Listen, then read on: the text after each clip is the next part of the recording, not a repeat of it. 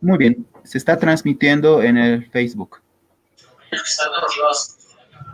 Señor Walter.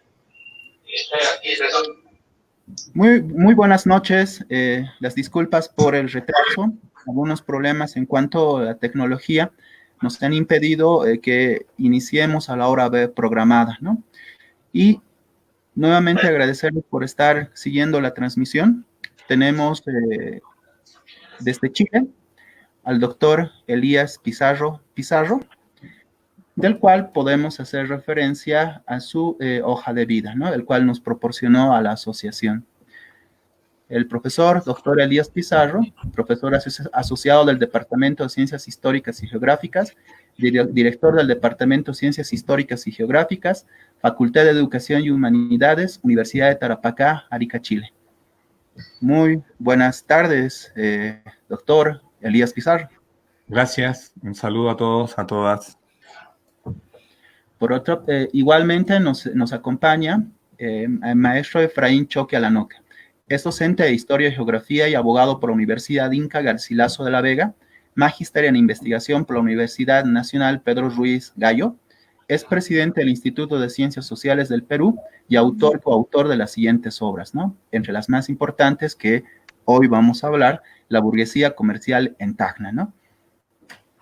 Muy buenas tardes, maestro Efraín. Buenas tardes, un gusto de poder participar en esta experiencia. A Elías, a Jenny, a ti, a Ramiro también, de que están pendientes de esta actividad, a todos ellos, a todos los amigos que nos están en este momento observando. Buenas tardes. Igualmente teníamos la participación de Stephanie Vargas, pero a consecuencia de este inconveniente, ¿no? En cuanto la tecnología y algunos inconvenientes en cuanto al servicio de audio, ella no va a estar presente, pero estuvo, ¿no? Dentro de lo que es esta charla. Stephanie, por ejemplo, podríamos leer su hoja de vida. Ella es Stephanie Carola Vargas Mancilla. Ella tiene la formación, es postulante a doctorado en Historia Latinoamericana por Universidad Andina Simón Bolívar, sede Ecuador, magíster en investigación en Historia por Universidad Andina Simón Bolívar, sede Ecuador, y también tiene la licenciatura en Historia y en Turismo por la Universidad Mayor de San Andrés, ¿no? Entonces, agradecerle, Stephanie, estos inconvenientes que se presentan, ¿no? Generalmente en cuanto a la tecnología, no se ha privado de su presencia.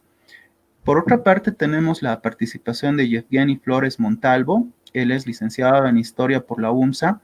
Él es vicepresidente de la Asociación de Profesionales en Historia de la Paz, Bolivia, y nos va a estar acompañando en este conversatorio, ¿no? Cuando nos referimos a la Guerra del Pacífico, inmediatamente aflora, ¿no? Ese sentimiento que va a repercutir en los tres estados, ¿no? En Chile, en Perú y en Bolivia. Es uno de los temas más controversiales, por cuanto cada estado dentro de la historiografía ha tratado, ¿no? De poder estudiar y analizar con un detalle, ¿no? Próximo a lo que es, ¿no? Su estado. Y de ahí, ¿no? Que al presente exista por parte de la sociedad una especie de crítica, ¿no? En cuanto a por qué chilenos, peruanos y bolivianos no procuran, ¿no? Llevar a cabo un entendimiento, ¿no? Y buscar, ¿no? Una historia que nos permita comprender a plenitud este fenómeno de la Guerra del Pacífico, ¿no? Pero antes de llegar a la Guerra del Pacífico, tenemos que ver un espacio que es la vida cotidiana, ¿no? Esta vida cotidiana que pasa desapercibida, que muchas veces no se le da una importancia, pero que es clave para entender, ¿no? Este proceso, es la temática que aborda esta charla el día de hoy, ¿no? En el caso de la Asociación de Profesionales en Historia. Ante ello, los dos invitados, ¿no? Reconocidos en cuanto a las temáticas de la historia de la cotidianidad o historia de la mentalidad o diferentes clasificaciones que podríamos abordar, ¿no? Desde la historiografía, nos van a comentar y nos van a hacer, ¿no? Miembros de lo que viene a ser esta charla. Por favor, le pediríamos al doctor Elías Pizarro empezar el conversatorio. Sí, bueno, nuevamente me sumo a las palabras de agradecimiento a esta invitación, un saludo a los colegas, también a los estudiantes, a los amigos que están escuchando este conversatorio. Me voy a referir un poquito a lo que es aquí hay dos espacios, hay dos geografías, ¿no? Hay dos geografías, lo que es en ese entonces Chile o el Estado chileno, la República de Chile, si queremos decir un nombre, en el siglo XIX y Efraín tiene la otra parte de esta historia, ¿no? Tenemos acá dos espacios geográficos que se fueron configurando en el siglo XIX a través de diversas experiencias sociohistóricas, ¿no es cierto?, que comienzan post-independencia. Una vez concluidas las guerras de independencia, estos se van a configurar, ¿no es cierto?, en el antiguo Imperio Español, en la antigua geografía colonial, se van a configurar una serie de nuevas repúblicas y que empiezan un largo camino que no va a estar exento de dificultades, de inestabilidades, y que tiene como propósito configurar a partir más o menos de la década de mediados de 1820, ¿no es cierto?, un desafío, empezar a construir un nuevo destino, una nueva institucionalidad, lo cual no va a estar exento de dificultades, de problemas, de preguntas a las cuales hay que dar respuestas en los ámbitos económicos, en los ámbitos sociales, políticos, religiosos, etcétera.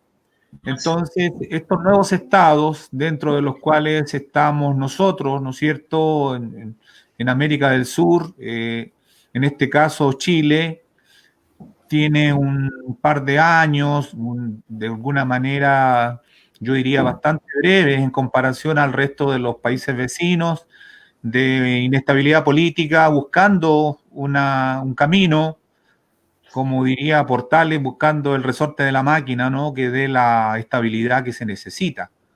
Porque son países sin experiencia política, hay un vacío de poder, heredan distintas extensiones territoriales, hay controversias, si vamos a ser monarquía, si vamos a ser república, si vamos a ser unitarios, si vamos a ser federales, vamos a ser liberales, vamos a ser proteccionistas.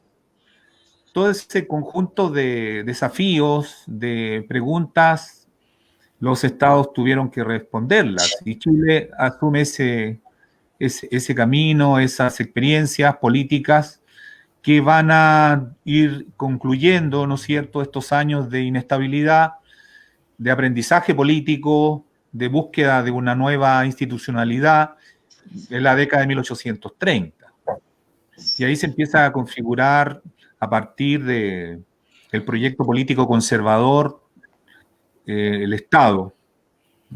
Principalmente hay un documento jurídico que es clave, ahí que es la Constitución de 1833. Se instala entonces a contar de ese año, de 1830 en adelante, se inicia un camino de mayor estabilidad en Chile, que es el proyecto político conservador, que se impone a la otra tendencia liberal que más tarde obviamente va a tener un mayor protagonismo. Por lo tanto, así se empieza a configurar en el territorio nacional que iba desde Copiapó, ¿no es cierto?, al sur, hasta más o menos la zona del Biobío, la sociedad chilena en los marcos de un estado oligárquico, que todos sabemos que son los estados que se configuran durante el siglo XIX. Las élites organizan estos estados muy restrictivos, muy cerrados, con una clase que controla el poder político, económico, social, que es una minoría, que son las oligarquías. Y ellas son las que van a dirigir entonces, van a configurar nuestras primeras instituciones, van a dirigir la economía, la explotación de las riquezas, van a expandir al Estado, en todo el territorio, de tal forma de hacer presente entonces este modelo de Estado oligárquico y en este caso la experiencia conservadora. Esta experiencia conservadora en algún momento del desarrollo histórico chileno, a mediados del siglo XIX, la década de 1860, ya va a empezar a dar paso al proyecto político liberal, con otros actores, otras ideologías, el liberalismo desde el punto de vista político, el positivismo desde el punto de vista filosófico, con una serie de situaciones que hay que resolver desde el punto de vista económico, la economía de la plata, la economía del trigo, da paso al ciclo del cobre, ¿no? De mediados del siglo XIX, estamos hablando más o menos de la década de 1870, con una población en Chile de 2 millones de habitantes. Y este auge tiene un grupo muy importante que son las burguesías, los empresarios, mineros que empiezan el avance hacia el norte, tras el oro, la plata, el cobre, el guano, y esa es el contexto, ¿no es cierto?, en el cual se van a expandir más al norte de Copiapó, del río Copiapó.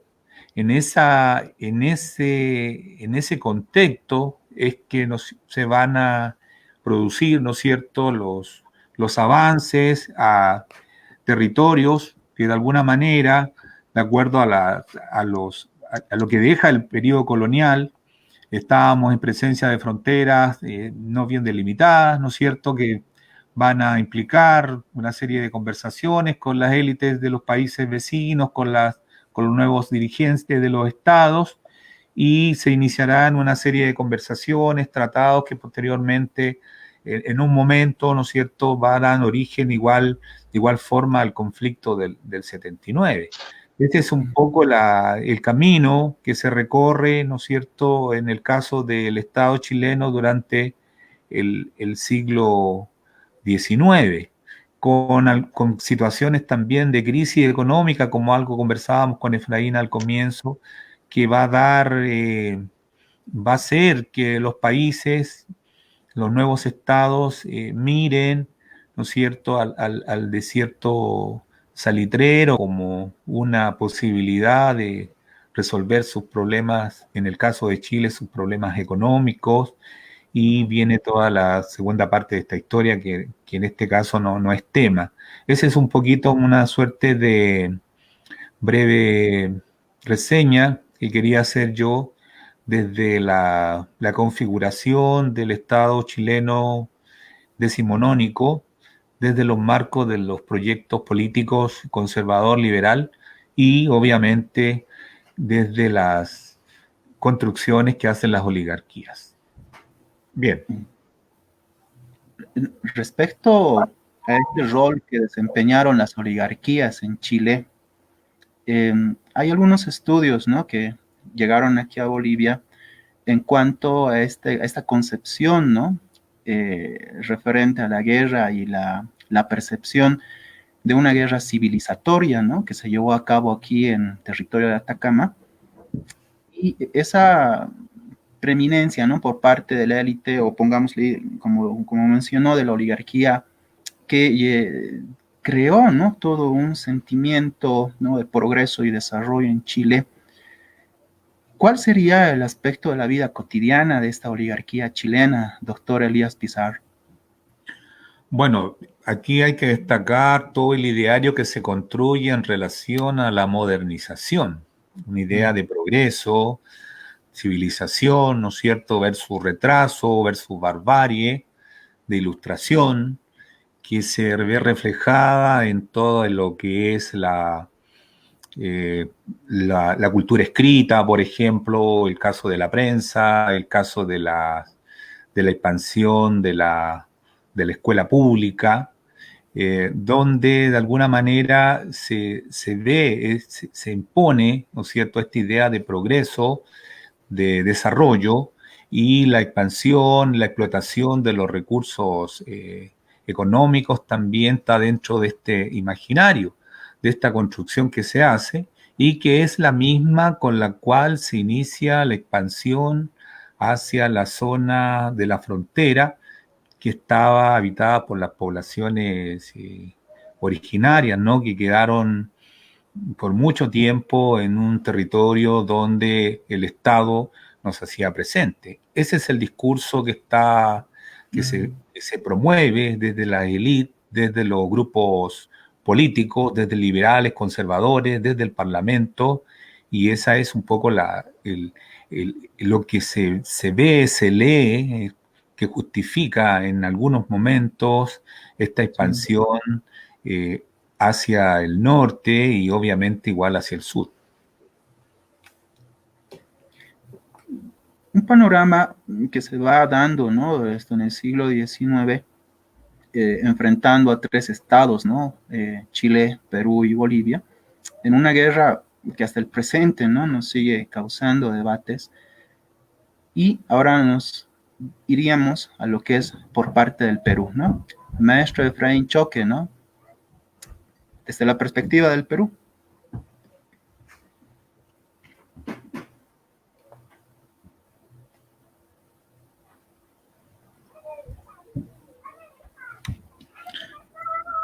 Micrófono. Gracias, Elías. Ahora sí.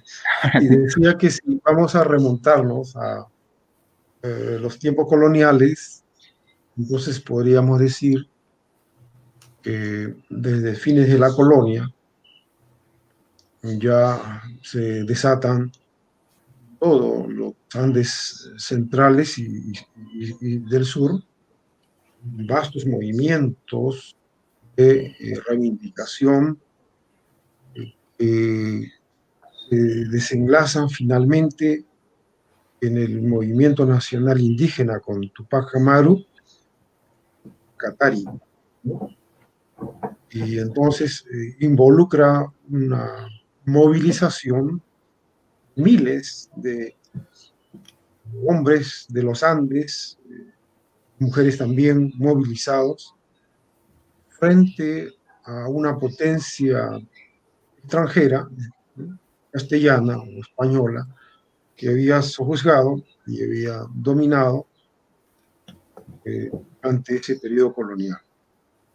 Y si hablamos desde el punto de vista del territorio, estamos hablando de ingentes espacios, desde la Sierra de Lima, quizá más al norte, bajando por lo que es Arequipa, Moquegua, Tacna, Arica, Tarapacá, Los Altos, Tacna, el Alto Perú, ¿no? Charcas, toda la zona de la actual Bolivia, parte del norte de Argentina, donde pues había el virreinato de La Plata, la capitanía de Chile, ¿verdad? Charcas, dependiendo del Perú, ¿no? Del virreinato del Perú. Sin embargo, la construcción republicana, muy bien lo ha expresado Elías, ya genera un debate intenso entre los proyectos monárquicos de la élite, de la época de la oligarquía, de los herederos, de los herederos, de los encomenderos coloniales españoles, y que los sectores más democráticos de la época, que podríamos decir, vinculados a los sectores medios, populares, que levantaban un programa político, cultural, defensa de los intereses de los sectores subalternos de la sociedad. Era que hay todo un proceso anterior al periodo que vamos a ir estudiando, cual fuimos convocados. Desde el punto de vista peruano, dice don Jorge Basadre Groma, que la República habría atravesado por algunas coyunturas. La primera de ellas se llama, titula él, obra La Historia de la República, de la iniciación de la República, ¿no? Ahí se da precisamente otro debate, ¿no?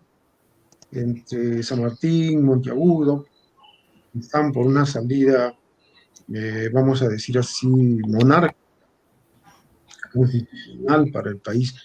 El argumento central fue pues, que todavía estas colonias no habían tenido una experiencia como para poder dirigir los destinos de los nuevos estados, en el caso del Perú, por un canon correcto y eficaz. Y por otro lado, había otra postura republicana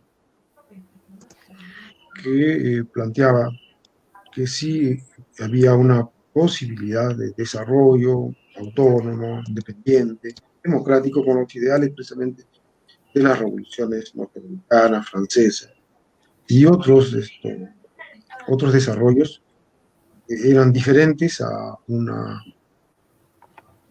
podríamos decir, un desarrollo basado en un poder absoluto, soberano de una potencia extranjera.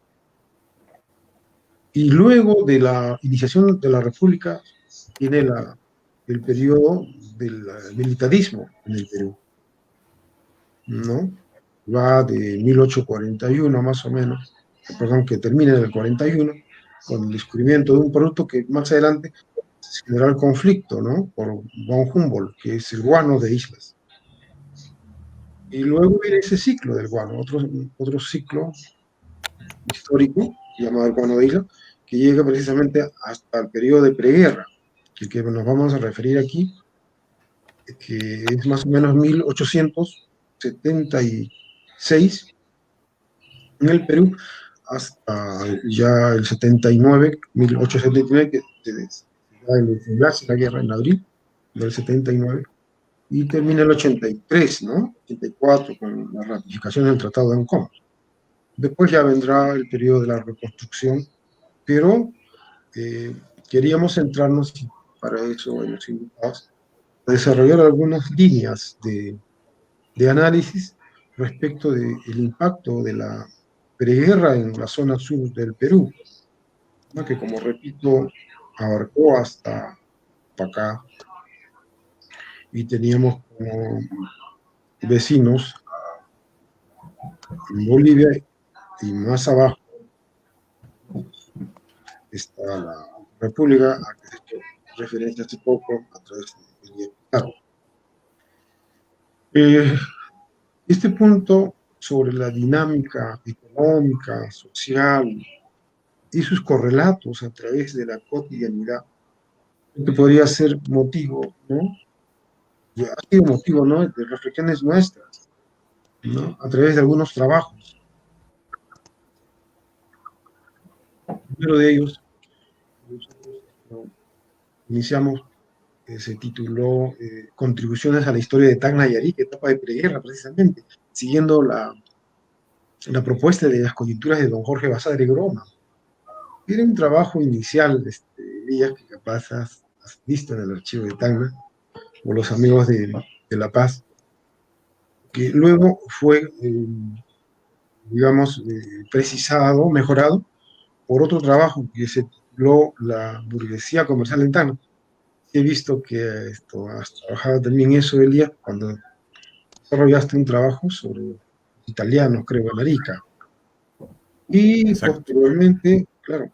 posteriormente ya hicimos un estudio sobre el impacto de la guerra con Chile en Tacna, el impacto socioeconómico de este conflicto internacional por las económicas y sociales de la región. Y ya con más elementos, fuentes, se ha algunos indicadores para comprender este fenómeno de la guerra en esta parte de la República, ¿no?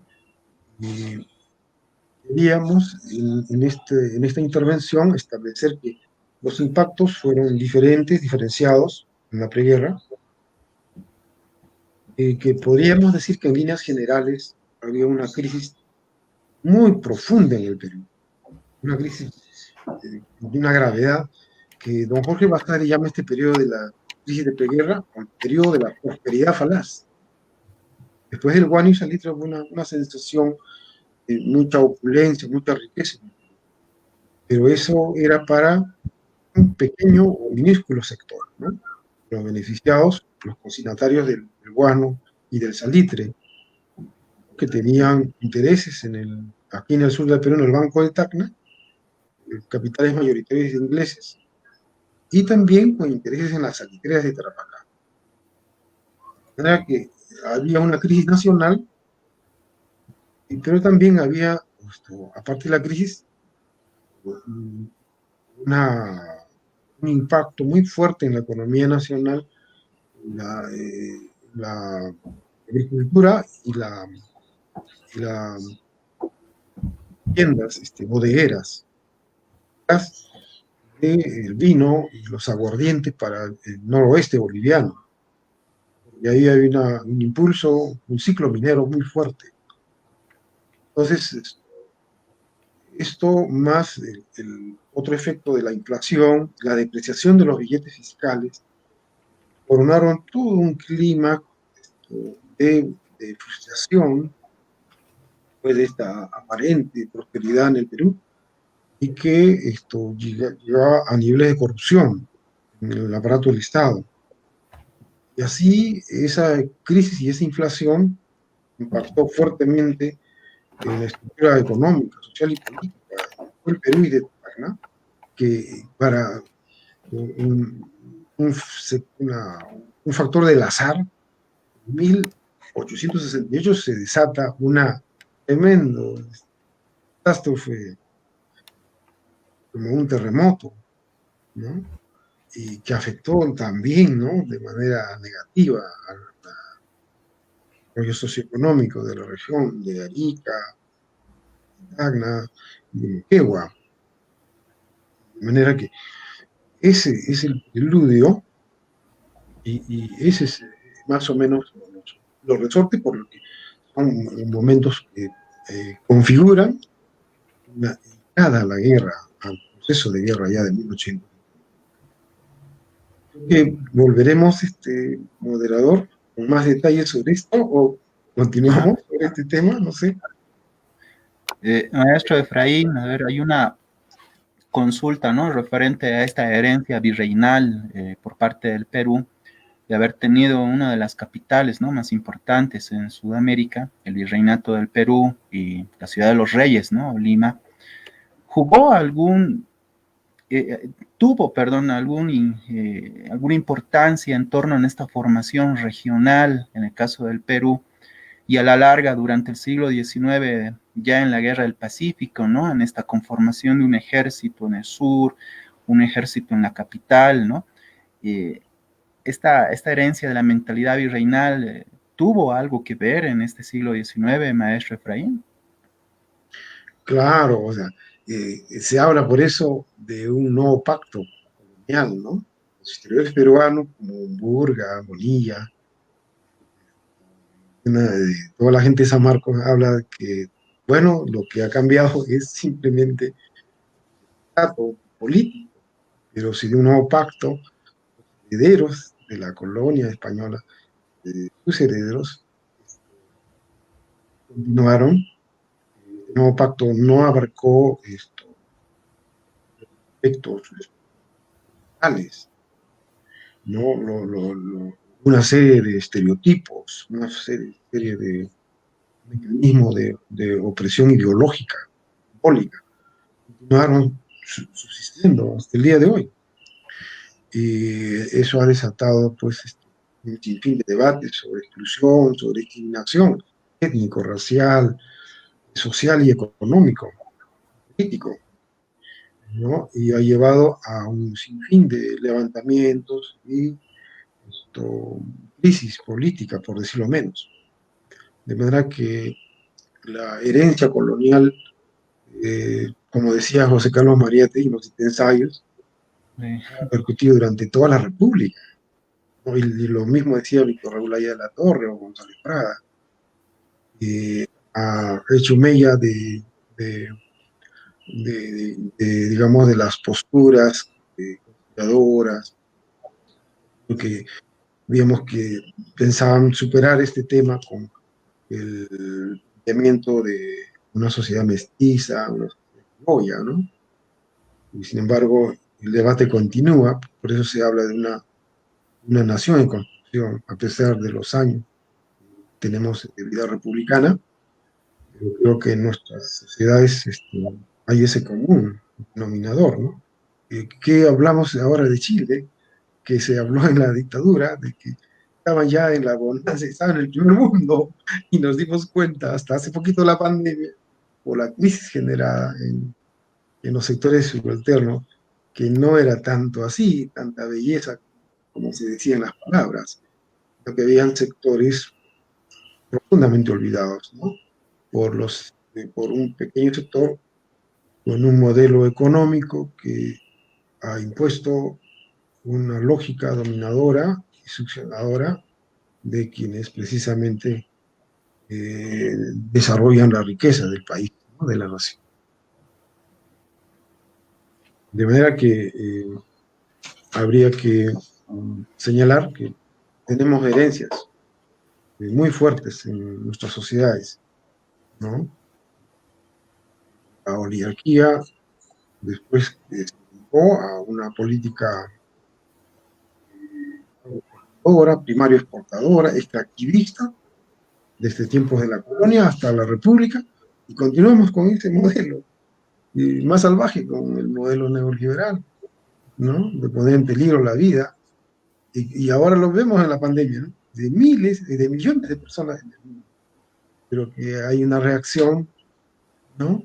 Frente a esas políticas, reclaman mayor intervención, un rol del Estado para morigerar, para reformar, cambiar el statu quo, para es más de la sociedad. Durante el siglo XIX, bueno, antes del siglo XIX, recordemos de la dinámica colonial, ¿no? Un intercambio bastante bárbaro que se dieron, ¿no? Entre la audiencia de Santiago, la capitanía, el virreinato, las audiencias, ¿no? Con el caso de Cusco, y la audiencia de Charcas. En el siglo XIX, con la constitución de los estados nacionales, hay alguien, ¿no? Bueno, en el caso de Tarapacá, por ejemplo, cuando se habla de la demarcación que los virreyes del Perú hicieron, ¿no? Sobre todo en el siglo XVIII, XVII, XVIII, ¿no? En cuanto a lo que viene a ser el río Loa, este territorio de Tarapacá es clave, ¿no? En los estudios de Gustavo Rodríguez se muestra que durante el boom, ¿no? Del guano y del salitre, fue una región que abarcó a muchos bolivianos, sobre todo cochabambinos, ¿no? Que se domiciliaron en esta región. Doctor, en cuanto a Tarapacá, ¿no? ¿Cómo fue la vida cotidiana antes de la Guerra del Pacífico?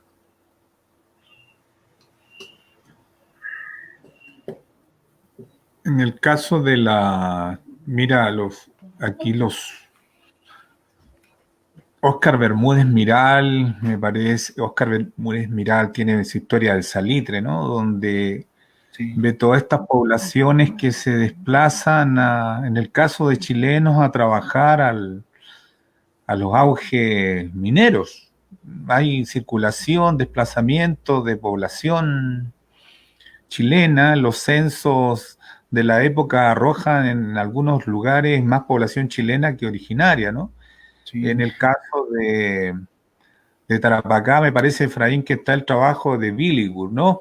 Que es un clásico ese muy completo sobre los capitales salitreros en Tarapacá, donde ve todo el aspecto eran verdaderos espacios cosmopolitos y donde convivían una cantidad de población muy diversa, ¿no? Chilenos, con bolivianos, con peruanos, incluso con otras nacionalidades, más allá de nuestras fronteras, en distintos aspectos vinculados con la producción, con distintas tradiciones que se compartían, que convivían en esos espacios y que más tarde también van a constituirse en verdaderos espacios de ensayos para llevar más adelante las nuevas ideas que estaban llegando desde otros lugares y que también traían los inmigrantes europeos que después se incorporan en estos espacios. Esa circulación de población, esa vida que transcurría en estos lugares, estaba muy vinculada con el contexto económico. Eso es clave, yo creo que explica mucho de estos desplazamientos, muchas de estas disputas que se dan de límites, de territorios en esta época, porque de alguna manera estos nuevos estados que se habían conformado se empiezan a complejizar, empiezan a hacerse más, más complejo en el sentido de asumir una serie de instituciones nuevas vinculadas con las vías de comunicación, con las vías férreas, con la navegación, con la educación, con educación superior. Por lo tanto, la ampliación de este Estado necesitaba recursos. Y los recursos en parte iban a venir de la explotación de las riquezas naturales donde estaban los estados, y a la vez por la decisión de estos estados que se involucraron en el modelo agrominero exportador. Como bien decía Efraín, nuestras economías se especializaron en materias primas que iban a parar a los grandes centros manufactureros, ¿no?, de Europa. Por lo tanto, esas son las riquezas que van a empezar a ser disputadas, que se van a encontrar en determinados lugares y se van a desplazar estas poblaciones ambulantes, ¿no es cierto?, con distintas denominaciones, a convivir, a participar, a tener una relación diaria, ¿no es cierto?, en estos centros, ya ahora compartiendo labores, compartiendo un salario, bajo determinadas normas de trabajo, de disciplinamiento, que también se usa mucho hoy día el concepto, pero tenemos que entenderlo en ese contexto.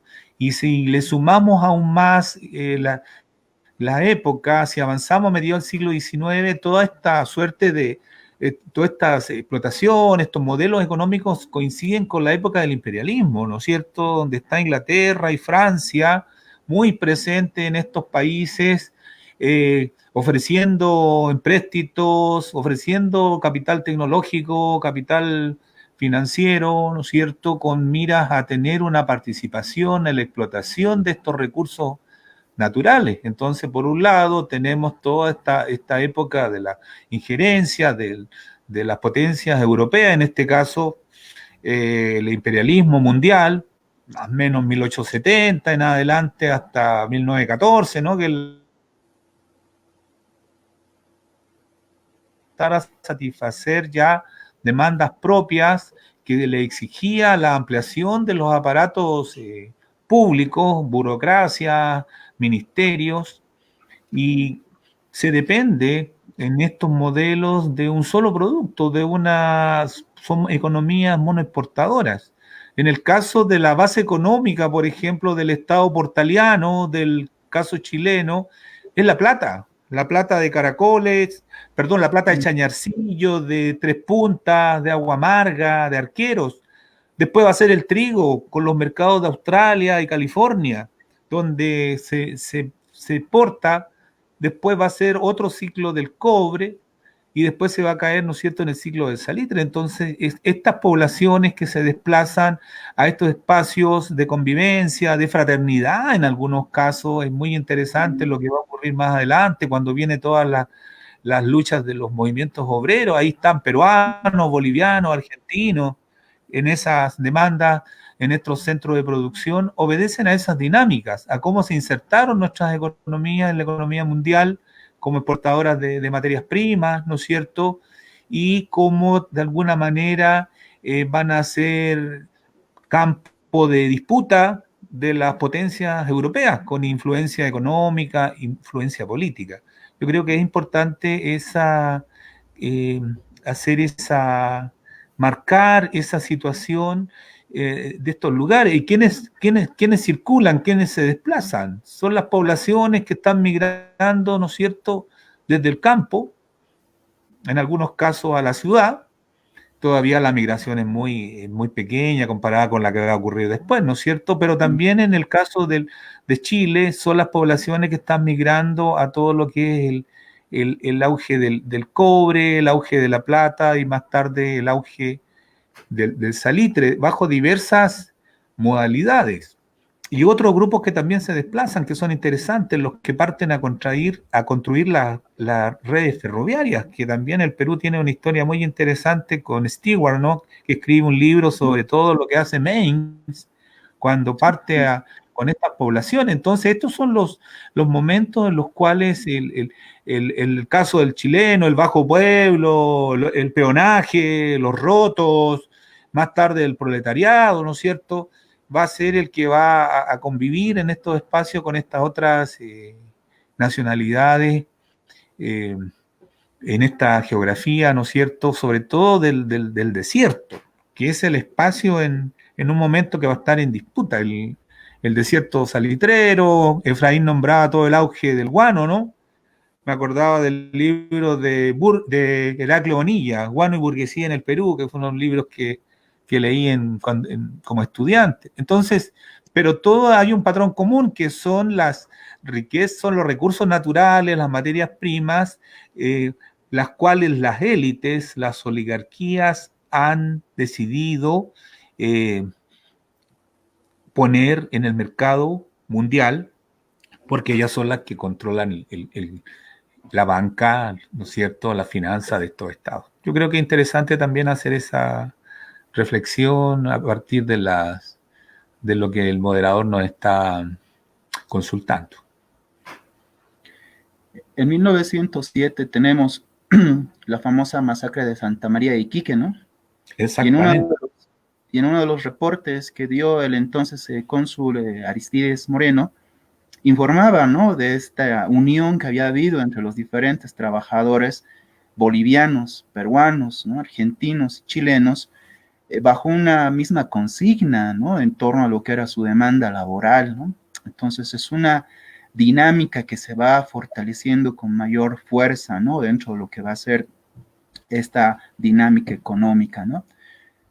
Doctor, en cuanto a la oligarquía de Tarapacá, ¿no?, ¿cómo fue el rol que desempeñaron durante este periodo frente a recordemos, a un llamativo centralismo de Santiago, ¿no? Bueno, el caso hay que recordar que toda esta élite, Chile es un estado unitario, muy centralista, ¿no? Hasta el día de hoy está presente, tenemos siempre movimientos, quejas. Históricamente el Estado chileno ha sido un Estado centralizado. Todas estas élites, estas oligarquías tenían su centro en Santiago, en Valparaíso. Ahí estaba el mundo financiero, ¿no es cierto?, el mundo económico, las élites políticas funcionaban, y obviamente que todos estos accionarios, todos estos desplazamientos contaban con todo el apoyo de los gobiernos de turno de la época. Todo lo que se hacía, todo lo que se realizaba estaba con esta vinculación. Recordemos que ¿quiénes son las oligarquías? Son estos grupos pequeños que están emparentados ministros, altas dignidades de la iglesia, alta oficialidad militar, parlamentarios, senadores, diputados. La historia de Chile es muy interesante, ¿no es cierto? Presidentes que son padres, hijos, que son primos, en la historia política. Entonces, obviamente que toda esta expansión contaba con el respaldo, con los capitales, con la ayuda desde los grandes centros como era Santiago y las grandes casas de Valparaíso, que eran las que abastecían todo lo que fue la expansión al norte. Cuando se habla de lo que viene a ser en el caso boliviano, ¿no?, esto de la guerra del Pacífico, o anterior, ¿no?, a lo que va a ser la presencia del capital chileno, inevitablemente Valparaíso es el centro, ¿no?, y Caldea, ¿no?, son los lugares claves para entender esta expansión del capital, ¿no? Maestro Efraín Choque, cerquita de Tarapacá estamos con Tacna, ¿no? ¿Cómo fue la vida cotidiana en Tacna durante estos años anteriores a la guerra?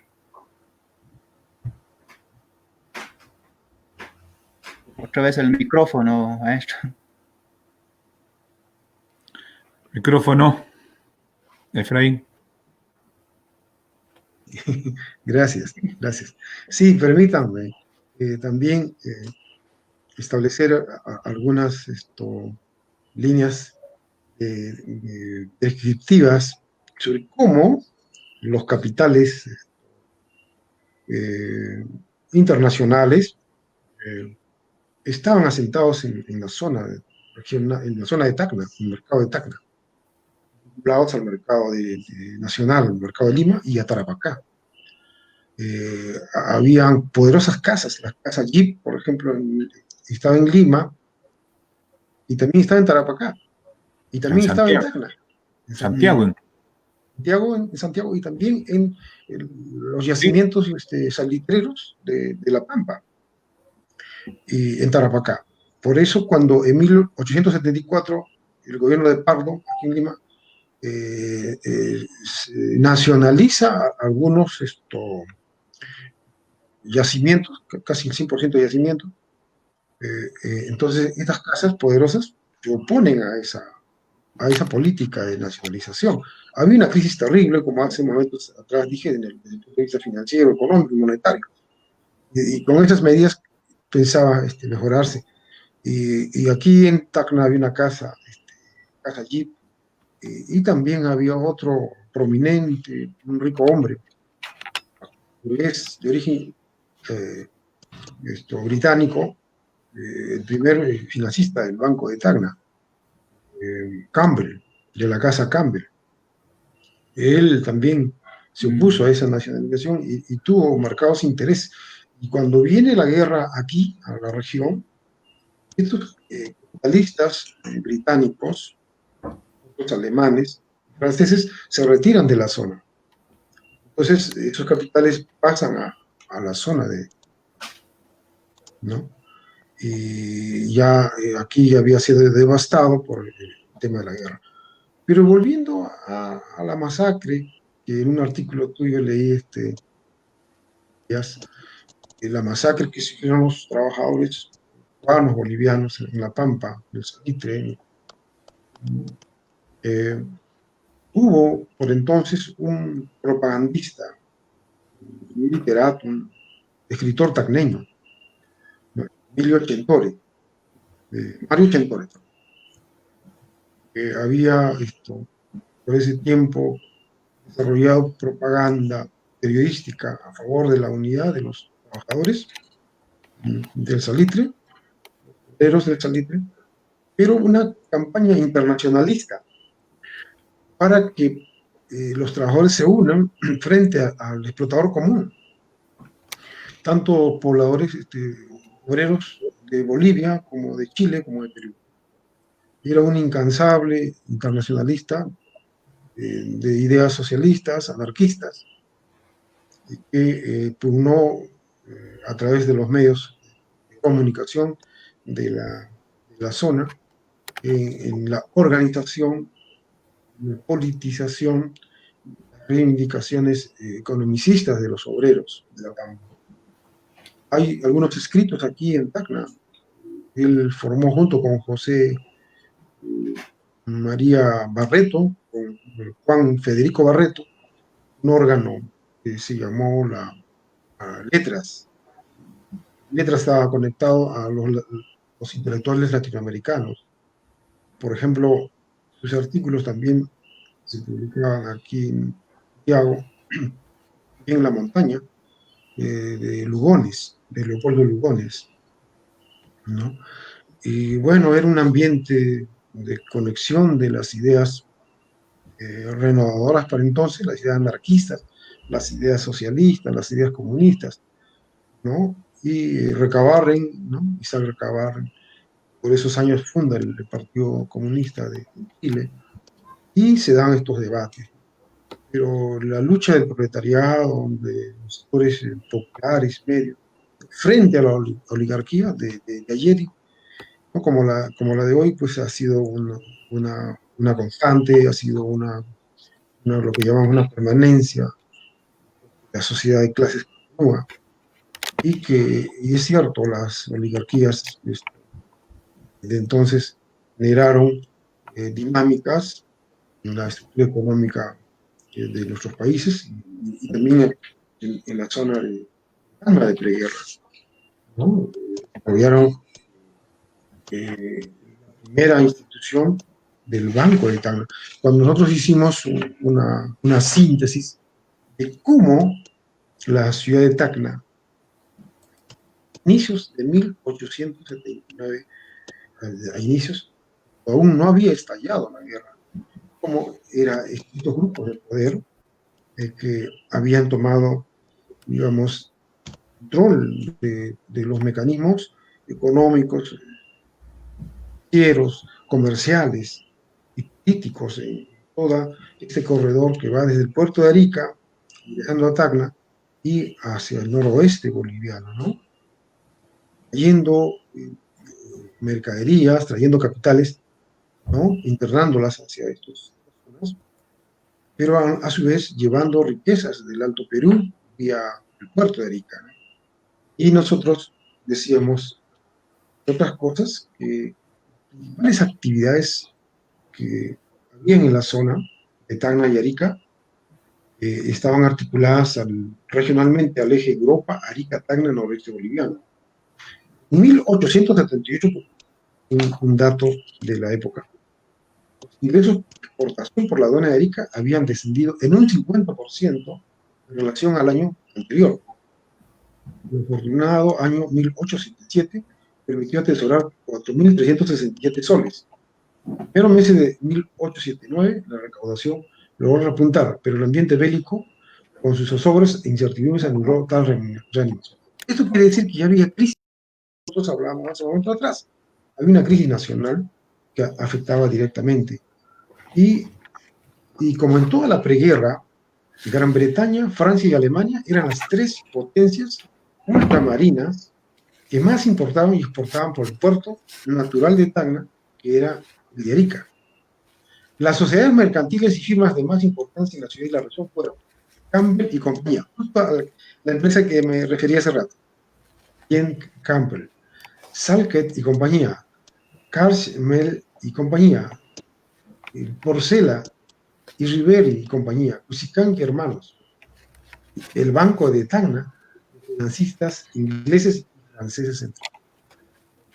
El ferrocarril de Tacna a Arica movilizaba 25.000 personas al año, unos 125.000 quintales de carga, pero nadie pudo asegurar que la tendencia sería diferente debido al estallido.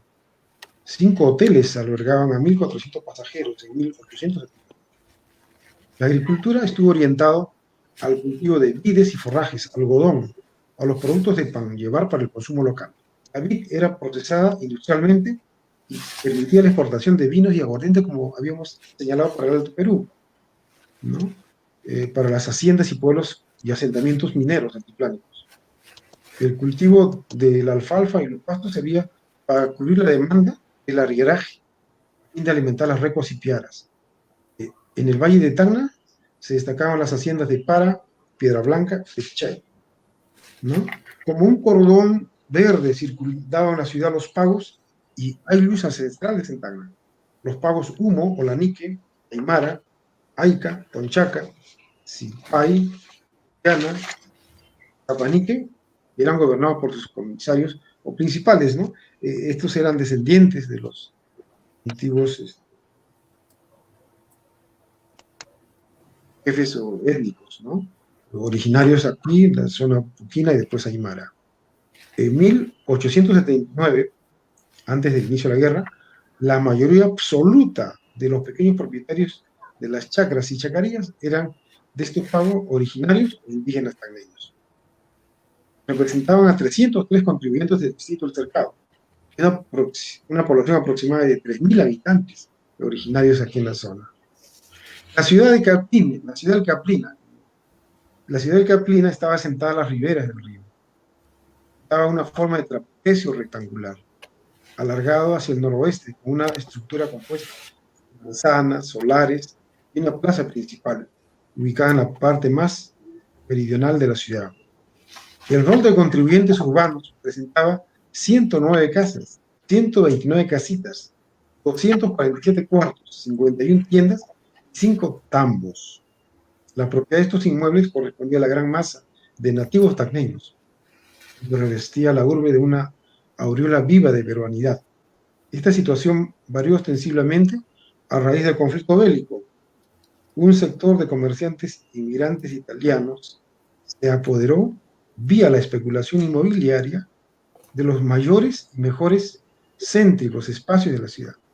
Ahí cambió ya el grupo de poder inicial que dijimos a inicios de la República, constituido por ingleses, franceses y alemanes, desplazado después de la guerra por un grupo de comerciantes italianos que eran de poca figuración, pero que en ese periodo, cuando desaparecen por el problema del conflicto, sacan los capitales de Tacna y van hacia el sur, a la zona de la explotación minera. Sin embargo, habían pues una minúscula, por otro lado, sectores dominantes conformados por una fracción de comerciantes extranjeros, que ya nos hemos referido, y un pequeño grupo de hacendados exportadores. Los sectores populares lo nutrían un conglomerado urbano representado por artesanos, pequeños agricultores de los pagos, los peones de las haciendas y del arrieraje, los empleados públicos y del comercio, los maestros, los intelectuales y los pequeños propietarios. Y si queremos detallar más al cotidiano, como que es nuestro motivo de análisis, podríamos decir de que cada una de estas grupos sociales rodeaba en su seno formas de vida cotidiana diferentes o diferenciadas unas de otras, ¿no? Una vida más urbana, más metropolitana de la Dulce Vita, como decía Jorge Basadre, para este periodo de antes de la guerra. Tenían todos los disfrutes, consumían productos del ultramar, es decir, estaban vinculados a través del periódico, la revista del Sur, y hacían sus encargos, ¿no? De pianos, de perfumerías, de licores, ¿no? Las tiendas, las bodegas del comercio local atendían. Claro que también un sector era dirigido hacia el Alto Perú. Esa era la forma de vivir. En un libro, La infancia de Tacna, con Jorge Basadre, hace alusión precisamente a la dulce vita de estos sectores oligárquicos de la ciudad, los sectores dominantes. Pero los sectores populares, ¿no? De los peones, de las chacras, o del conglomerado de agricultores de los pagos, tenían otra forma de vida, una vida más sencilla, ¿no? Más rural, una vida poco nivel, por ejemplo, de acceso a la salud, a la instrucción. Solamente había 2 pequeñas escuelas, ¿no? Financiadas con fondos públicos, hasta el 3er grado de primaria, como sería ahora, o sea, escuelas de primeras letras. Ahí acudían los hijos de los sectores populares. En cambio, los hijos de los sectores pudientes acudían a los liceos donde podían llevar una instrucción de mando medio o con aprendizaje de idiomas extranjeros, como el inglés, el francés, el inglés, ¿no? Y entonces eran situaciones totalmente diferenciadas, decíamos, en función de los recursos, ¿no? Y del control económico-financiero de las actividades productivas que se desarrollaban en la zona. En este momento estaba revisando mis monedas y tenía una moneda de 1879 de allá del Perú, ¿no? Una moneda bastante pequeñita, más pequeña que esta.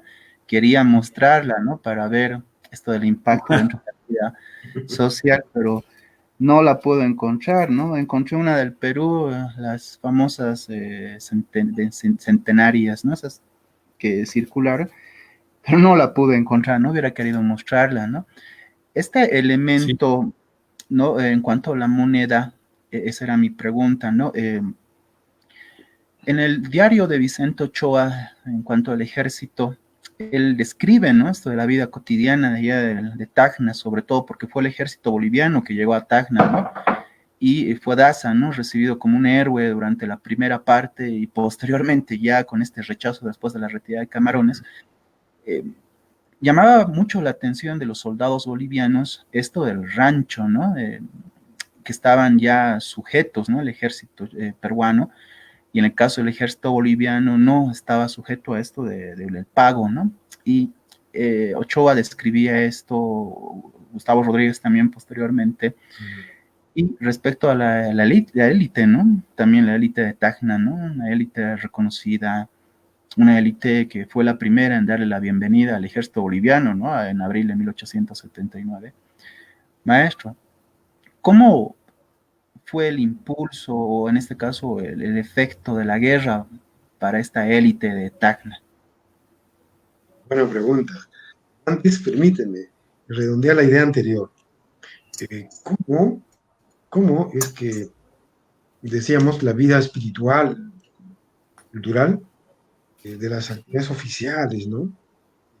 A los que tenía acceso los sectores dominantes locales, que tenían acceso a los colegios, a los liceos, a las veladas literarias, ¿no?, las puestas de teatro, que los sectores populares también podían respetar, ¿no?, las fiestas nacionales. Por ejemplo, aquí, ahora se celebra en Tacna, se recuerda, perdón, en Tacna, se conmemora el 28 de agosto como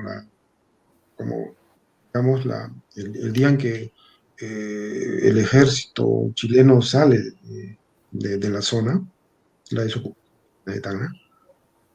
Pero antes no. Las dos fiestas nacionales, recordaban, celebraban, era el combate el 2 de mayo y el 28 de julio, a celebraciones patrióticas, vamos a decir acá. La Revista del Sur era el periódico, así como el Morro de Arica, allá en Arica, de preguerra, eran los periódicos de preguerra.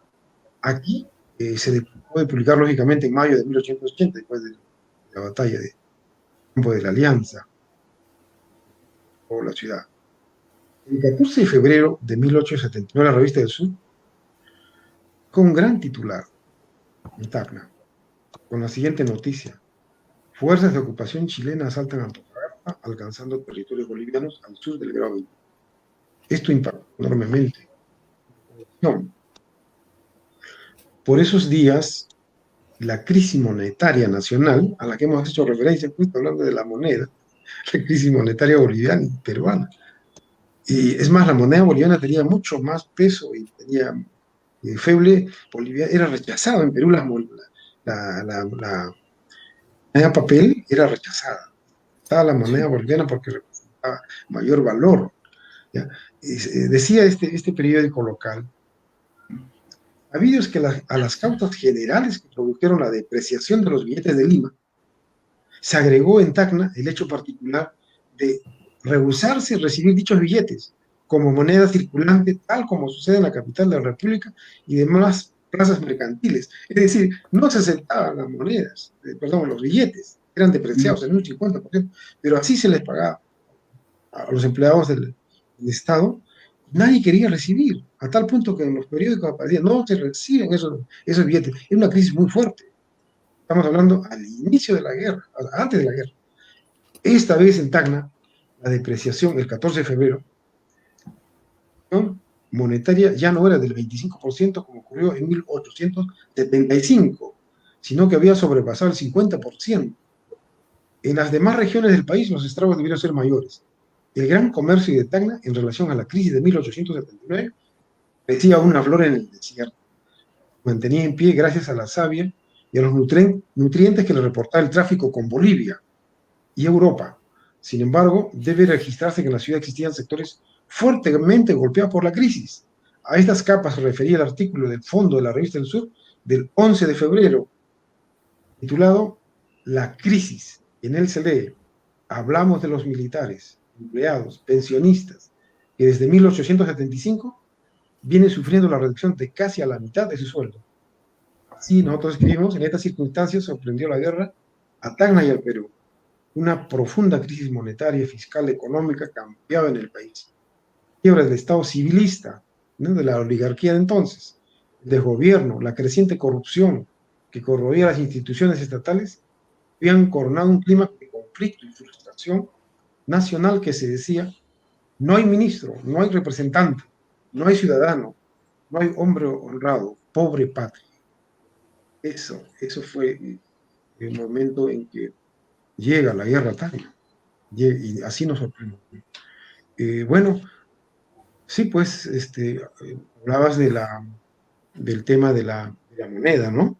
De la moneda que has encontrado. Sí, la crisis monetaria en el Perú, hasta el año 1875, como han visto, 76, 77, 79 se agrava, y tuvo que cambiarse de sol a Inti con Pirola, el 80, y así continúa la crisis. Fue una crisis muy fuerte, es otro factor de la crisis nacional, la crisis monetaria. Un factor que impactó todos los sectores, ¿no? Esto se arrastra cuando ya llega la invasión del ejército en la plaza, en Arica, y ahí se ve cómo se da la depreciación.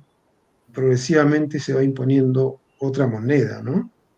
En el marco de las medidas, por cierto, primero de tipo marcial y después de tipo político, judicial, ¿no? Y luego las políticas ya de comercio interior, ¿no? De exportación e importación, que afectó a la producción campesina de los valles de Locumba, de Cabaya, de Tarato, de Candarave, de los Altos de Tacna. Me refiero a Palca. De diferente manera, a través de las albanías que habían aquí, a la entrada a la ciudad. Es decir, la vida cambió por completo. Preguntabas del impacto, precisamente. Ya vimos que desde antes de la guerra había una crisis bodeguera, una crisis monetaria, una crisis provocada o alentada también por el terremoto de 1868 y una crisis política y de corrupción, y que, digamos, llevó un fuerte impacto primero a las estructuras bodegueras, agrícolas. Se elevaron los aranceles para que ingresen los productos a Tacna, al mercado de Tacna, que venían de Ilabaya, de Locumba, de Sama y de Palca. ¿Y por qué? Porque ya el nuevo Estado puso sus reglas. Por ejemplo, los productos agropecuarios, el trigo más al sur, ¿no? Del norte de Chile, ya no ingresaban nuestros productos agrícolas y tuvieron que buscarse, digamos, circuitos comerciales paralelos para llegar al Perú por las zonas de Candarave, ¿no? Desde los valles se orientaban hacia Tarata y Candarave y de ahí hacia el Alto Perú. Había sido un impacto muy fuerte sobre la economía de la ciudad, de la misma manera, ¿no? Desaparecieron los consignatarios de los peajes, los productos de primera necesidad se elevaron en un primer momento a precios exorbitantes y progresivamente pues una quiebra de la economía local y que será, digamos, ya un nuevo régimen de control político, militar, incluso en los primeros 4 años de 1880 hasta el 84, en que, vamos a decir, que da una ocupación ya reconocida por el Tratado de Ancón, y ya se hace un desplazamiento, ¿no? Organizacional a través de otro proceso que llamó la Chile. El tema, Sí, el tema de la chilenización. quería, Sí, sí, doctor, le escuchamos. sí, un poco quería, cuando Efraín describe el estilo de vida oligárquico, ¿no? El estilo de vida oligárquico, efectivamente, no hay que olvidar que las élites latinoamericanas miran a Europa como modelo. Por lo tanto, lo que Bello llamó hace muchos años el proceso de europeización de las élites, en el sentido de que los hábitos de consumo, las modas, nuestros textos legales, yo diría la infraestructura, todo era desde Europa, todo venía de Europa, ¿no? Los hábitos de consumo, los viajes, la educación, los ejércitos, recuerden, fueron moldeados, organizados por el modelo francés, el modelo prusiano, eh, y las élites, los gobernantes tenían también ciertas preferencias por uno u otros modelos también. Eso es interesante. Entonces hay una cantidad enorme de novelas de la época. Estoy pensando en Guillermo Blest Gana, Los Trasplantados, ¿no? Donde se mostraba un poco esta suerte de la copia de modelos, el afrancesamiento, ¿no es cierto? El modelo inglés, el modelo alemán, que tenían como forma de vida las élites. O sea, por eso que estamos en presencia de un estilo de vida oligárquico, que también se refuerza con el clientelismo, ¿no es cierto?, con los parentescos, a todos los niveles de esa sociedad republicana yo diría que se consolida en la segunda mitad del siglo XIX, más o menos. Pero es interesante esa descripción que hace Efraín, que se ve en Chile, es cosa de ver la prensa de la época, quiénes son los dueños de las grandes casas comerciales, qué es lo que se vende ahí, qué es lo que se consume, en los nombres de los artículos, de los licores, de la ropa, de los sombreros, los zapatos, los muebles, todos tienen procedencia efectivamente de Europa. Entonces, ese proceso de mirar a Europa como modelo es muy interesante, ese proceso de europeización y esa descripción que hace Efraín de Tacna, esa descripción se puede encontrar en Copiapó, en La Serena, en Santiago, en cualquier ciudad de Chile de la época, porque es una tendencia, ¿no? Se puede ver en México, en el Porfiriato, lo mismo, es lo mismo. Uno ve una foto de los gobernantes de una época, de mediados de la década de 1880, sin ponerle nombre, tú no sabes si es una foto de esa fotografía es de México, de Chile, de Perú, son muy parecidas, incluso la forma de vestir de los presidentes, de los gobernantes. Es muy interesante el fenómeno. Doctor, en 1891 tenemos esta guerra civil en Chile, ¿no? El presidente de Balmaceda. Y tenemos el rol que jugó la prensa chilena, ¿no? Antes de entrar, lo que viene a ser ya la región de Tarapacá y en cuanto a lo que el maestro Efraín Choque comentó, ¿cuál fue el rol de la prensa chilena para la chilenización de esta región? Mira, es interesante porque en la época de la ocupación, ¿no es cierto?, coexisten en Tacna y Arica diarios peruanos con diarios chilenos. Eso es interesante, no es un fenómeno que se ha estudiado poco, no desapareció la prensa peruana, ¿ya? Tal vez en una ocupación de algunas experiencias de Europa, de otros territorios, hay una censura incluso a la prensa. En el caso de Arica y Tacna, los diarios peruanos estaban circulando y obviamente que los diarios de Chile tenían un discurso netamente de Santiago, o sea, lo que se transmitía en la prensa de la época era la política, las noticias de lo que se estaba haciendo en Tacna y Arica desde el punto de vista de Chile y también las noticias que circulaban de lo que estaba pasando en el resto del país. Y en ese contexto se produce la Guerra Civil del 91. Interesante porque Chile llevaba 11 años de ocupando los territorios del norte y se enfrenta a esta guerra interna, a este conflicto, que en el norte tiene muy poco, es muy breve. Las tropas balmacedistas que estaban en Tacna y Arica abandonan los territorios por Sama y rápidamente ocupada por las tropas opositoras balmacedas. Pero en relación a la prensa, como dices tú, efectivamente los diarios peruanos coexisten con los diarios chilenos y obviamente que los discursos de la prensa, tú sabes, que obedecen a ideologías, a grupos que los dirigen, los manejan y los diarios chilenos, obviamente que el discurso que presentaban era el discurso de progreso, de avance, ¿no es cierto?, que se estaban realizando en los territorios ocupados. Pero quiero dejar, es interesante que la prensa peruana no desaparece ni de Tacna ni de Arica. Están los periódicos que hoy día uno los puede...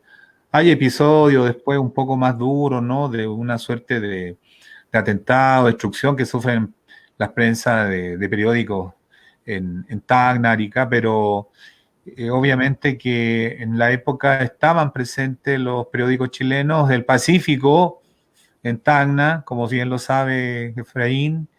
En Arica estaba el diario El Ferrocarril.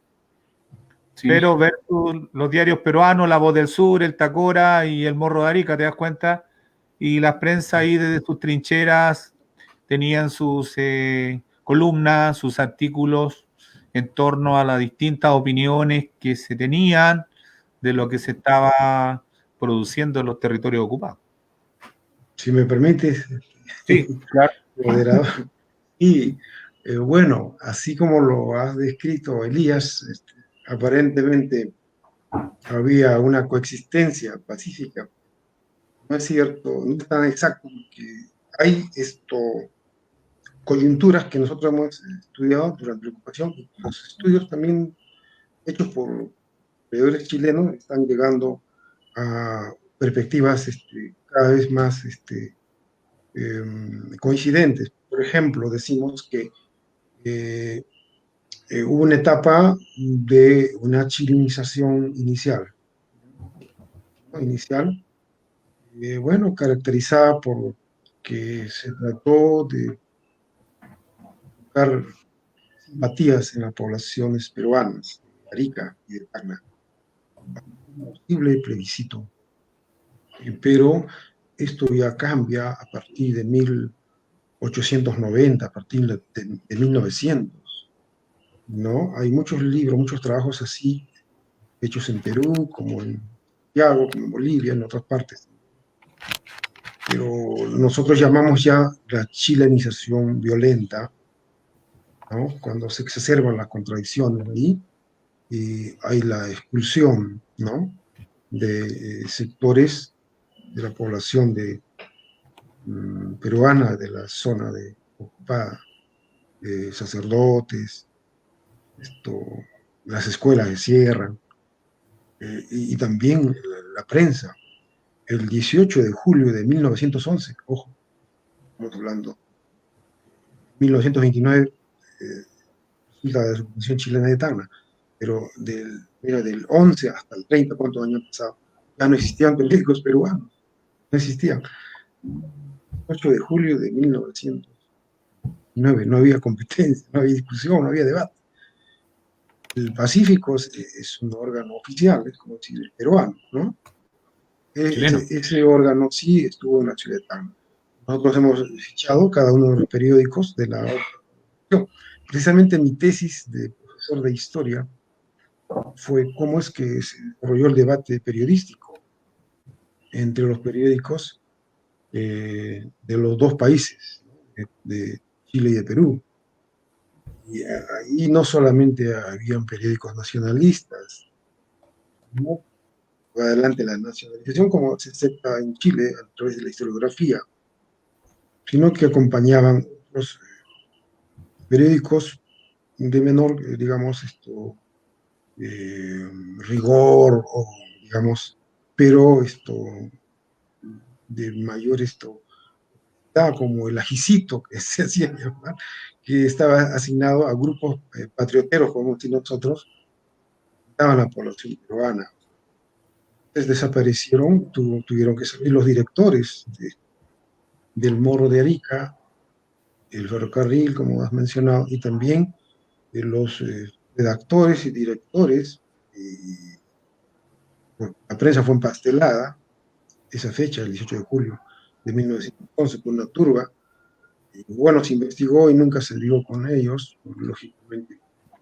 Como dices, la oligarquía chilena de Santiago dirigía estos medios, rendía informes, y tenemos información de eso, cómo es que habían buenos redactores. Aquí estaban Freire y Barreto, o Molina, pero venía Subercaso, venía Pillo para unas buenas plumas, ¿no?, de Santiago, lógicamente pagados por la oligarquía para desarrollar una campaña a favor de los intereses plutocráticos, por cierto. Eso era natural, ¿no? Pero desapareció la prensa, por eso es que la prensa en la que se editaba la revista del Sur tuvo que ser llevada a la zona de Tacna Libre, así llamamos aquí, o la zona del río Tama al norte. O sea, se trasladó la prensa a la zona de Lumumba, y allí dos periodistas tacneños, como Carlos Albarte y su hermano Roberto, sacaban un periódico, La Patria, y de acuerdo a las investigaciones se propagaba en la población peruana publicidad a favor también del Perú por esta prensa que era sostenida por el Estado peruano, así como en Tacna se sostenía el Pacífico, el Estado de Chile. Tal era el conflicto, ¿no?, entre los grupos oligárquicos para el control de ocupación. Sí, en el texto bueno, Oscar Panti ha escrito un libro sobre la historia de la prensa en Tacna, ¿no?, que es muy interesante, sí, donde él deja en claro eso. Recientemente el texto de esta recopilación de Enrique Camp, ¿no?, sobre el Morro de Arica, hace una reseña de todo ese momento en el cual se hace esta suerte de destrucción de las imprentas de los periódicos, ¿no?, el Morro de Arica y de La Voz del Sur, y que después reaparecen cuando algunos números en tiempo del año 25, ¿no?, cuando llega la comisión plebiscitaria. Es interesante, se hacen algunos números ahí extra, y como dice Efraín, en el sentido de que hay una cantidad de periódicos que son escasísimos conseguirlos, porque no sé si podemos llamarlo periódicos, eran verdaderos pasquines, ¿no?, que circulaban. El Ajicito, el Corvo, me acuerdo que una vez llegó a mis manos una copia, que eran una suerte como de una prensa, no sé si darle el nombre de prensa en estricto sentido, pero es muy difícil hoy día acceder, tenerlo, son rareza bibliográfica, que circulaban en ese tiempo defendiendo postura ya sea de Chile, de Perú. Pero es interesante eso de la historia de la prensa de Tacna. Lo mismo la revista ilustrada, ¿no?, que otro campo de estudio hoy día desde Arica, desde el Perú, como las revistas ilustradas que llegaban a la zona en conflicto, caricaturizaban el conflicto. Es todo un campo hoy día de estudio de ese tipo de fuentes que circulaban en estos territorios. Pero obviamente que la ocupación de Tacna y Arica claramente tiene momentos. Eso está muy definido tanto por historiadores de Chile como de Perú, ¿no? Son 50 años de ocupación, entonces esos 50 años pasaron muchas cosas. Pasaron cosas muy en armonía y situaciones de violencia que en algunos años fueron muy duros, y están las fuentes que lo pueden comprobar. Así es. Sí, pero no vayamos a pensar Elías, que digamos la revista del Sur vuelve a a publicarse en Tacna, que la prensa ingresa a la zona de ocupación. No. Sabes que el año 1926, se da el debate plebiscitario.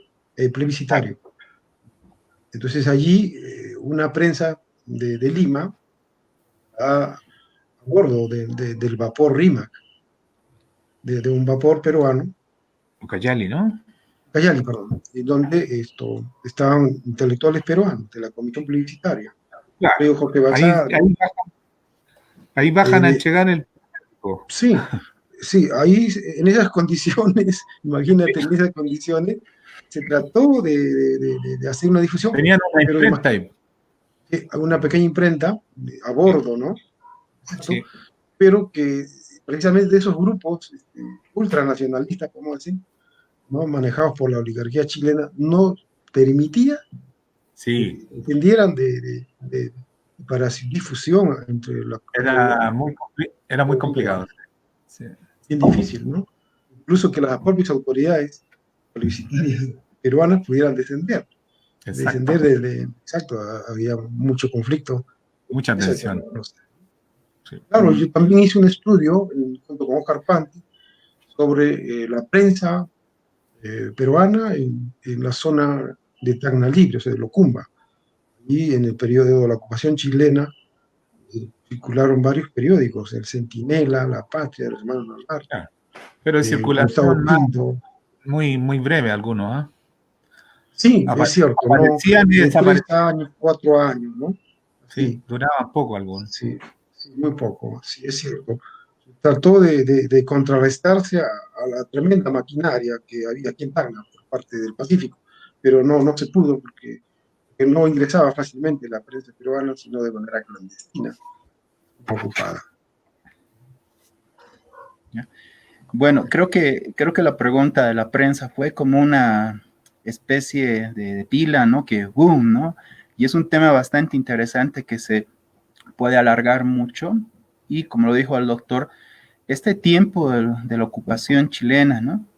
Es un tiempo que debería verse con mucho cuidado, ¿no? Y poder entender a plenitud este periodo.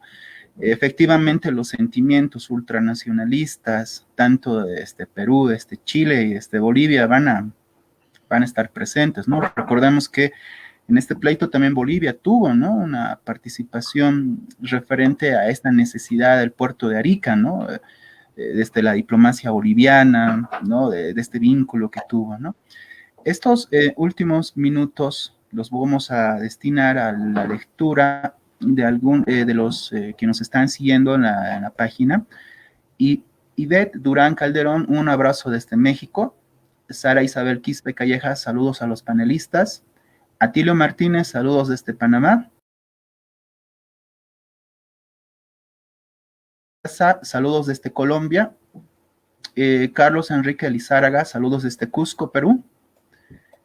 Pelayo Álvarez, saludos desde Pasco, Perú.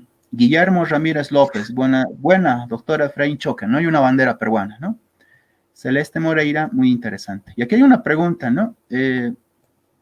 No está queriendo verse bien, ¿no? Dice, pregunta al doctor Pizarro y Choque, ¿qué influencia tuvo en 1841 el guano y el salitre en relación al caso boliviano con Chile?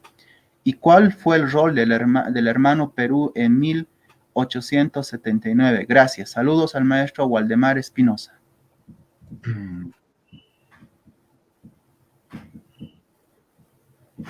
Bien, Efraín, tu parte, por favor. ¿Ya? Bueno, el tema ya fue desarrollado, pero podemos precisar en pocas líneas, ¿no? Pues dos especies tan sencillas y humildes como el guano y el salitre provocaron, ¿no? Todo un conflicto, control, ¿no? Y la expansión, ¿no? Wilfredo dijo en una oportunidad que, bueno, si la oligarquía chilena se apoderó de los yacimientos salitreros, bueno, lo hizo de manera formal, pero en esencia parecía una bueno, la Pampa se convirtió en una factoría británica, ¿no? Una factoría del capitalismo, ¿no? Justo volvemos al análisis que hizo Elías también al inicio, cuando se vio que potencias extranjeras estaban metidos en los resortes, en los fundamentos de la economía económica, con un modelo de desarrollo hacia afuera que no favorecía nuestras naciones, economías, pero que eran usufructuadas desde de otras metrópolis. ¿No? No era otra cosa que sino una primera fase del desarrollo del capitalismo mercantil, después industrial, después financiero, podemos decir. Bien, empleamos la categoría del imperialismo, como habla Bonilla, en las economías tanto peruana y boliviana, ¿no? Y fenómeno que hasta el día de hoy padecemos, ¿no? Un modelo neoliberal que resulta un desarrollo extractivista, primario exportador, que no genera bienestar general, sino que ahonda las contradicciones seculares, portan los sectores de la nacionalidad en toda su extensión, que jugaron ese rol, pero que ahora la historia se encarga de una reconstrucción. Y qué bien que se haya avanzado en el caso de Chile y Bolivia en poder ver que son esos sectores del ayer que capitalizaron, movilizando un gran conflicto que movilizó a miles, miles de personas que engrosaban los ejércitos, que los beneficiarios fueron pocos. Elías.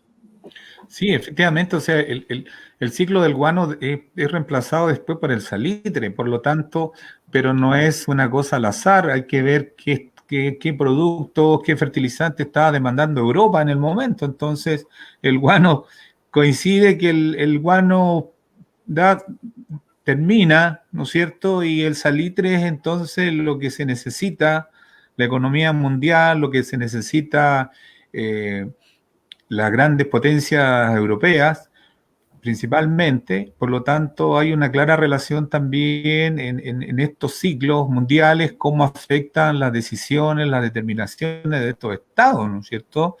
Y así como posteriormente en el caso del salitre, en el caso chileno, el salitre da inicio nuevamente al ciclo del cobre, con la llegada de los capitales norteamericanos y nosotros entramos en otra etapa en la historia económica de Chile. Entonces, efectivamente, como dice Efraín, obviamente que estos recursos se encontraban en los territorios del norte, del norte grande, del desierto, y las economías latinoamericanas obviamente subsisten de ellos, es su producto estrella, por decir que van a financiar su burocracia, sus élites, sus ejércitos, etcétera, y se enfrentan a estas nuevas demandas de las cuales las señales internacionales son claves igual para entender muchos de estos acuerdos, muchas de estas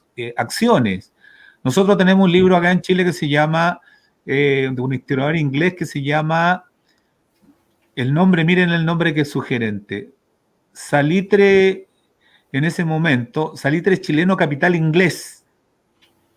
O sea, podría aplicarse a a otra economía latinoamericana X, a lo mejor no es inglés, es francés, es alemán, etcétera. Entonces, ese libro ejemplifica muy bien cómo el rol que tuvieron en este caso, los británicos, ¿no? Los ingleses en el desarrollo de muchas situaciones que ocurren en esa época en nuestros países. Incluso los conflictos territoriales en muchos casos tienen mucha influencia de estas grandes economías mundiales que necesitaban controlar determinados espacios en estos territorios.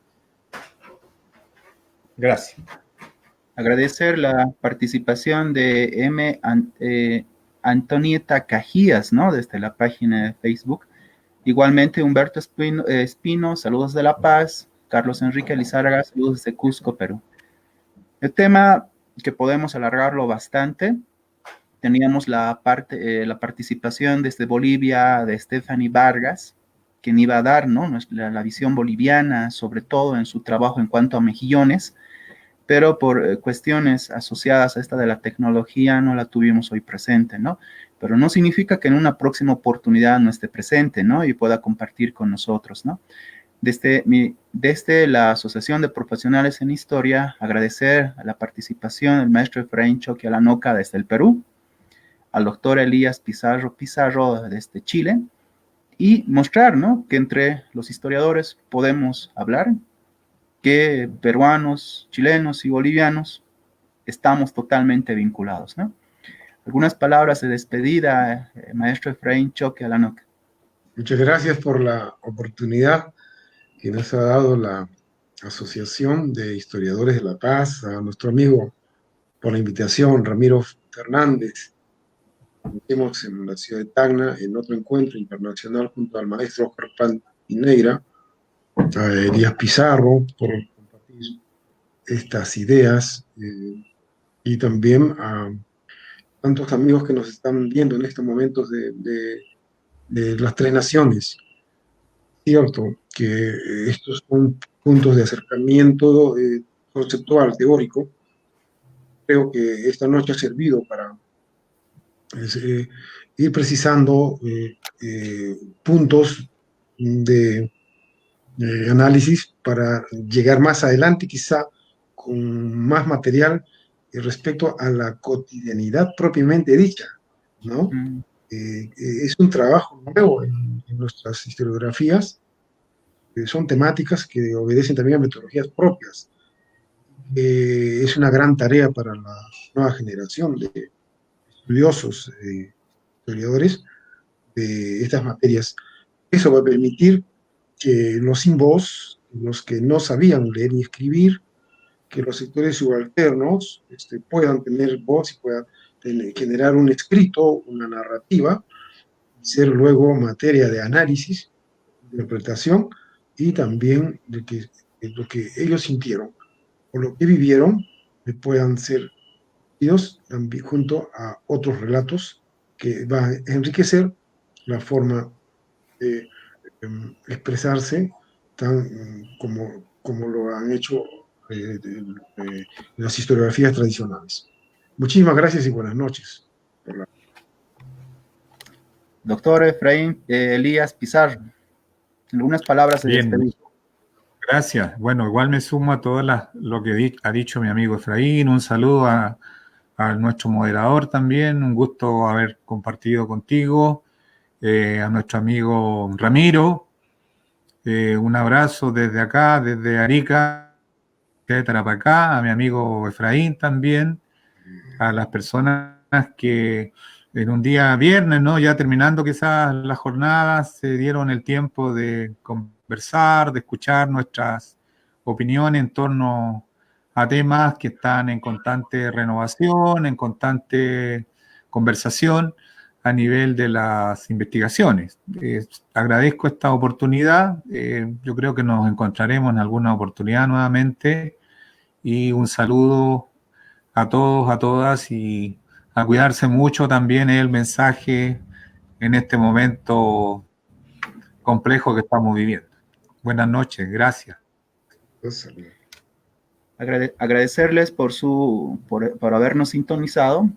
Hemos llevado a cabo el Conversatorio Internacional de Historia, Vida Cotidiana en los Puertos, Minas y Centros Urbanos de la Zona de Conflicto, antes de la Guerra del Pacífico, 1842-1879. Claro, la temporalidad quedó corta, ¿no?, a consecuencia de las diferentes temáticas que se podrían haber abordado. En mi condición de secretario académico y de Culturas de la Asociación de Profesionales en Historia de La Paz, Bolivia, mi nombre es Josmani Jesús Rojas Padilla. Les agradezco nuevamente y nos encontraremos en una nueva oportunidad. No se olviden seguir las actividades de la Asociación de Profesionales en Historia. Muchas gracias, Perú, muchas gracias, Chile, y muchas gracias, Bolivia. Buenas noches. Chao, buenas.